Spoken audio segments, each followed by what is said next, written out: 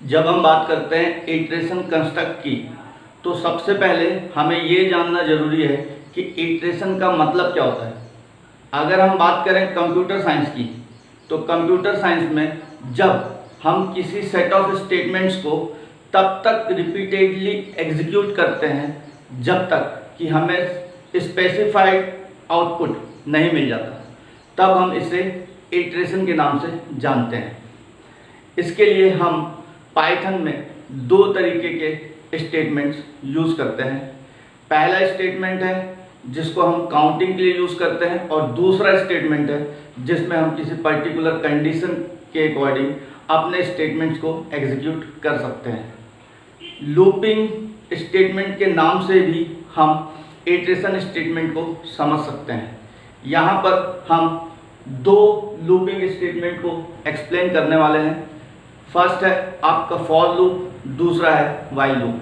For loop को ही हम counting loop के नाम से जानते हैं। यहाँ पर एक पर्टिकुलर टाइम तक या फिर एक सर्टेन नंबर ऑफ टाइम तक आपका फॉर लूप एग्जीक्यूट होगा।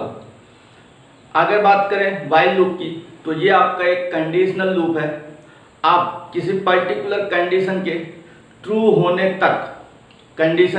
होने तक आप स्पेसिफाइड सेट ऑफ इंस्ट्रक्शंस को एग्जीक्यूट कर सकते हैं।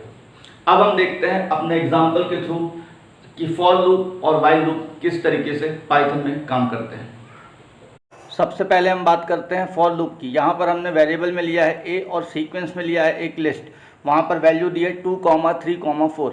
इसके बाद हमने एक स्टेटमेंट दिया है फॉर लूप के अंदर जो आपका स्क्वायर और उस नंबर को प्रिंट करेगा जो कि हमने लिस्ट में दी हुई है। इसके बाद जब हमारा ये सीक्वेंस कंप्लीट होगा तब फाइनली लूप ओवर ये स्टेटमेंट हमारे सामने एज आउटपुट होगा।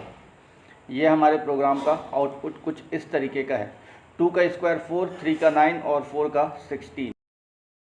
अब हम देखते हैं अपने वाइल लूप के एग्जांपल को। तो यहाँ पर हमने सबसे पहले ए में इनिशियलाइज की वैल्यू 5 और फिर कंडीशन में दिया है ए इज़ ग्रेटर देन 0। ये कंडीशन जब तक ट्रू होगी तब तक हमारे ये लूप वाले स्टेटमेंट्स एग्जीक्यूट होंगे। सबसे पहले हमारा जो प्रिंट होगा वो होगा हमारा मैसेज और उसके बाद ए की वैल्यू। अब हम देखते हैं इसका आउटपुट क्या है। हमारे पास इसका आउटपुट कुछ इस तरीके का है। सबसे पहले मैसेज प्रिंट किया है क्योंकि ए की वैल्यू 5 थी। उसके बाद 3 माइनस होने के बाद एक दूसरा मैसेज प्रिंट किया है। फिर उसके बाद जबकि थर्ड टाइम हमारा लूप फॉल्स हो जाएगा तो हमारा final loop over statement print होता है। तो ये तो था हमारा एक छोटा सा एग्जांपल जिसके थ्रू हमने फॉर और वाइल लूप को एक्सप्लेन किया है। बट यहीं पर फॉर लूप और वाइल लूप कंप्लीट नहीं हो जाता।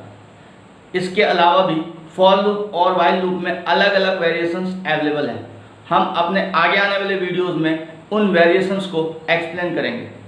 इसके लिए आपको क्या करना होगा, अगर आप ये वीडियो देखना चाहते हैं तो आप हमारे चैनल को अभी सब्सक्राइब कर लीजिए ताकि आप हमारे आगे आने वाले वीडियोस को सबसे पहले देख सकें। Thanks for watching our channel and videos.